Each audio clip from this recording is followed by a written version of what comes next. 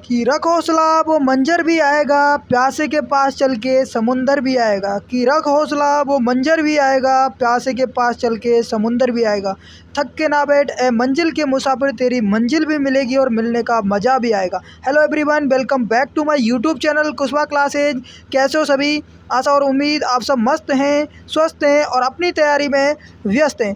जैसा कि सभी विद्यार्थियों को पहले से विदित, जो सेशन चलने वाला है वो होने वाला है आपके based on your theory class, ठीक है ना। उस आपके जो शाम को डेली 8 बजे थ्योरी क्लास चलती है, उसका क्या होने वाला है यहाँ पर, उससे संबंधित ये क्लास होने वाली है। इसमें टोटली हम क्वेश्चन करने वाले हैं। वहाँ पर आपकी थ्योरी क्लास है और यहाँ पर इनके क्वेश्चन सोल्यूशन है, ठीक है।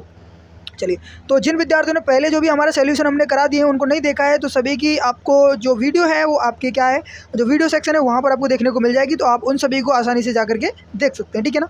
चलिए शुरुआत करते हैं। अगला क्वेश्चन आप सभी के सामने आ चुका है, दुर्ग चैप्टर से संबंधित क्वेश्चन है। आपके क्वेश्चन आ चुका है, राजस्थान के किस किले में इस्लामी संत मलिक शाह का मकबरा स्थित है। यानी कि राजस्थान का कौन सा किला है जिसमें इस्लामी संत है आपके मलिक शाह पीर, उनका मकबरा स्थित है। रणथंभौर के किले में, जालोर के किले में, चित्तौड़गढ़ के किले में या फिर तारागढ़ में। राइट आंसर की बात करेंगे तो सर आपको जो मैंने बताया था, आप कहेंगे सर आपने जो हमें बताया था ना वो कौन सा हो जाएगा, तो जालोर का किला है ना, जो कि जालोर में ही है। तो आपने सर बताया था कि जो जालोर का किला है, जालोर के किले में, ठीक है। तो जालोर के किले में आपको कौन सा हो जाएगा, इस्लामी संत मलिक शाह पीर की दरगाह हो जाएगी, ठीक है। चलिए, इसके अन्य नाम मैंने बताए थे आपको, जैसे कि जालोर के किले के क्या बताए थे। आप कहेंगे सर आपने जो अन्य नाम बताए थे,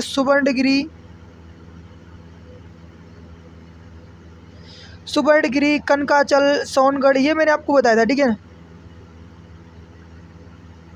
चलिए अगला क्वेश्चन देखिए आप सभी के सामने आने वाला है। क्या क्वेश्चन है, देखिए क्वेश्चन आप सभी के सामने है। तो क्वेश्चन पूछा गया है सर, देखिए क्वेश्चन आ जाएगा आपके, निम्नलिखित में से कौन सा किला सुकड़ी नदी के दाहिने किनारे पर बना हुआ है। तो कौन सा किला है जो कि सुकड़ी नदी के दाहिने किनारे पर बना हुआ है। सिवाना का किला है, जालोर का किला है, जैसलमेर का किला है या फिर गागरोन का किला है। तो राइट आंसर की बात करते हैं, जो आपके किला है सुकड़ी नदी के दाहिने किनारे पर, तो वो हो जाएगा आप सभी का यहाँ पर जालोर का किला। और जालोर के किले के उपनाम से संबंधित क्वेश्चन अवश्य आएगा, 100% आपको याद रखना है। सुवर्णगिरी, सोनगढ़, कनकाचल, ये उसके अन्य नाम हो जाएंगे। आगे देखिए, क्वेश्चन है कि यह एक ऐसा किला है जिसका दरवाज़ा कोई भी आक्रमणकारी नहीं खोल सका। हसन निजामी का यह कथन राजस्थान के किस किले के बारे में है। यानी कि किस किले के बारे में कहा गया है कि उसका दरवाज़ा कोई भी आक्रमणकारी नहीं खोल सका था।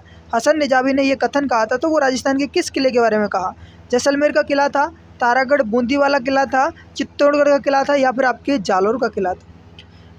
सर राइट आंसर की बात करने वाले हैं। इस क्वेश्चन का जो राइट आंसर हो जाएगा ना, वो हो जाएगा कौन सा, आपके जालोर का किला। जालोर का किला कहाँ पर है, आप कहेंगे सर जालोर का किला वही जालोर में हो जाएगा। बस आपको इसके अन्य उपनाम आपको याद रखने हैं। हालांकि जो एग्जाम में अधिकतर आता है ना, वो आता है आपके सुवर्णगिरी। आने को तो कोई भी आ सकता है, लेकिन सभी आपको याद रखना है, ठीक है। आगे देखिए, निम्न में से कौन सा किला गढ़वीठली के नाम से जाना जाता है। तो कौन सा किला है जो कि गढ़वीठली के नाम से जाना जाता है। लोहागढ़ भरतपुर है, तारागढ़ बूंदी है, तारागढ़ अजमेर है, मेहरानगढ़ जोधपुर है। क्या हो जाएगा आंसर। तो सर बात करने वाले हैं जो आपके गढ़वीठली है ना, गढ़वीठली के नाम से जिस किले को जाना जाता है, वो आपके किला कौन सा हो जाएगा। आपके सर वो आंसर होने वाला है आपके कौन सा, तारागढ़ अजमेर वाला। तारागढ़ अजमेर वाला हो जाएगा यहाँ पर। और इस क्वेश्चन पर स्टार लगा लेना है। कम से कम 15 से लेकर के कम से कम 15 भर्ती परीक्षाओं में आपके पूछा गया क्वेश्चन है। बहुत ही शानदार क्वेश्चन है, अधिकतर इसके आने की संभावना रहती है, ठीक है। चलिए, इसको राजस्थान का क्या कहा जाता है, जिब्राल्टर भी कहा जाता है। राजस्थान का जिब्राल्टर। अगला क्वेश्चन देखिए, क्वेश्चन है कि नाना साहब का झालरा और इब्राहिम का झालरा जलाशय किस किले में अवस्थित है। यानी एक नाना साहब का झालरा है और एक इब्राहिम का झालरा है, ये दोनों जलाशय किस किले में अवस्थित है। तारागढ़ अजमेर में, गागरोन दुर्ग झालावाड़ में, बाला किला अलवर में, या फिर भटनेर दुर्ग हनुमानगढ़ में। राइट आंसर की बात करेंगे, ये दोनों झालरे हैं आपके जो जलाशय हैं ना, नाना साहब का झालरा और इब्राहिम का झालरा, दोनों कहाँ पर हैं? तारागढ़ अजमेर में स्थित हो जाएंगे दोनों। ठीक है, ऑप्शन ए यहाँ पर क्या हो जाएगा? सभी का राइट आंसर हो जाएगा। आगे देखिए अगला क्वेश्चन है, विशालकाय तारागढ़ किले की जमीन स्थल से ऊंचाई कितनी है? यानी विशालकाय जो तारागढ़ का आपके किला है उसकी आपके जमीन स्थल से ऊंचाई पूछा है। लगभग 1300 फीट है, लगभग 1400 फीट है, लगभग 1500 फीट है, या फिर लगभग 1200 फीट है। आप कहेंगे सर आपने तो बताया था कि जो तारागढ़ का किला है, ठीक है, चलिए, तो उसकी ऊंचाई कितनी बताई थी? बिल्कुल, तो आप कहेंगे सर आपने बताया था ना, वो लगभग कितना था आपके? वो था यहाँ पर 1300 फीट। यानी कि यहाँ पर पूछा है जमीन स्थल से, यदि यहाँ पर समुद्र तल से पूछता तो कितना हो जाता है? समुद्र तल से ऊंचाई है ना, तो समुद्र तल से ऊंचाई कितनी हो जाती? तो वो हो जाती है आपके 2855 आपके फीट। ठीक है, समुद्र तल से ऊंचाई पूछे तो 2855 फीट हो जाएगी तारागढ़ किले की, जो कि अजमेर वाला ये है। ठीक है, कौन सा वाला है? ये है आपके अजमेर वाला, और आपके 1300 फीट हो जाएगी जमीन स्थल से। आगे देखिए क्वेश्चन है, तारागढ़ दुर्ग स्थित है, तो तारागढ़ कहाँ पर है? आपको पता होगा सर, तारागढ़ के जो आपके दुर्ग हैं, 2 तारागढ़ दुर्ग हैं, तो यहाँ पर ऑप्शन कौन सा है? आप कहेंगे अजमेर है सर, यहाँ तो कौन सा आंसर हो जाएगा? यहाँ पर अजमेर हो जाएगा। हालांकि आप सभी को पता है कि तारागढ़ का जो दूसरा किला है वो आपके कहाँ पर है? वो आपके बूंदी में। तो दोनों तारागढ़ किले के बारे में पता होना चाहिए, एक अजमेर में है तो दूसरा आपके बूंदी में है। आगे देखिए क्वेश्चन है कि किस दुर्ग का सबसे ऊंचा भाग मीरान साहब की दरगाह कहलाता है? यानी किस दुर्ग का जो सबसे ऊंचा भाग है मीरान साहब की दरगाह कहलाता है? रणथंभौर है, तारागढ़ अजमेर है, तारागढ़ बूंदी है, या फिर जूनागढ़ है?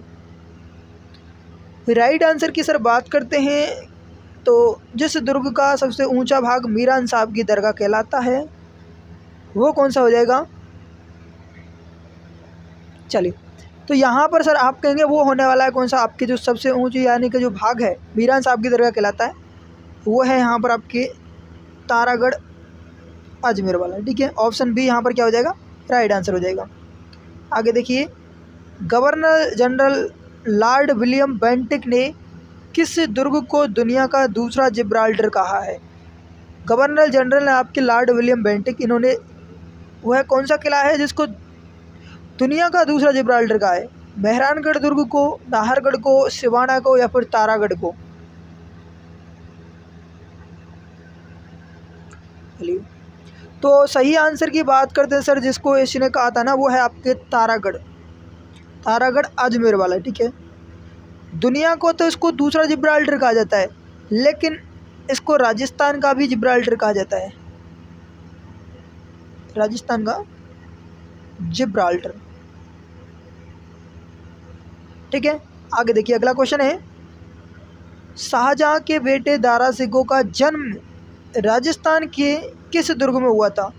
तो जो दारा सिकों है ना उसका जन्म आपके किस स्थान पर हुआ था, यहाँ पर पूछा है।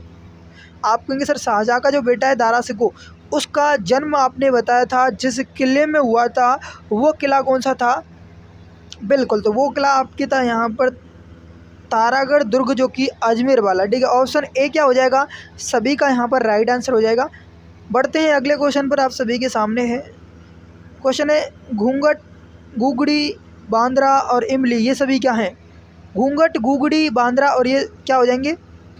तो आप कहेंगे सर इनके बारे में तो आपने काफ़ी चर्चा की थी, तो जो क्वेश्चन का आंसर था क्या था? ये आंसर था आपके तारागढ़ जो दुर्ग है ना अजमेर, तारागढ़ अजमेर की प्राचीर की जो विशाल बुर्ज हैं, यानी कि दीवार की जो विशाल बुर्ज है ना, उनके नाम है ये घूंघट, गुगड़ी, बांद्रा और इमली। आगे देखिए अगला क्वेश्चन है, किस किले को तारागढ़ नाम से जाना जाता है? तारागढ़ नाम से किस किले को जाना जाता है? ऑप्शन के अनुसार हल करना होता है इस क्वेश्चन को। जैसलमेर, जालौर, सिवाना, बूंदी। यहाँ पर जो ऑप्शन है आपको, आप कहेंगे सर यहाँ पर तो बूंदी हो जाएगा, और लेकिन आपके तारागढ़ एक आपकी कहाँ पर अजमेर में भी तो है सर, ठीक है, एक अजमेर में हो जाएगा, सेकंड आपके बूंदी में हो जाएगा। अगला क्वेश्चन देखिए आप सभी के सामने है कि सर किसने बूंदी के तारागढ़ दुर्ग का निर्माण करवाया, यानी कि बूंदी का जो तारागढ़ दुर्ग है उसका निर्माण किसने करवाया, बैरी साल ने, वर सिंह ने, सुभाष देव ने, या फिर राव नरपाल ने। आंसर बताइए क्या हो जाएगा। तो सर इसका राइट आंसर की बात करते हैं तो बूंदी में तारागढ़ दुर्ग का निर्माण किसने करवाया था, तो वो कौन सा हो जाएगा, आपके राव बरसिंह ने इसका निर्माण करवाया था। ऑप्शन बी आप सभी का क्या हो जाएगा, राइट आंसर हो जाएगा। आगे देखिए, ये महल मानव नहीं प्रेतों द्वारा बनाए गए लगते हैं, ये कथन रुडयार्ड किपलिंग द्वारा आपके किस दुर्ग महल के बारे में कहा गया था। तो बहुत ही अच्छा और शानदार क्वेश्चन बनता है ये वाला।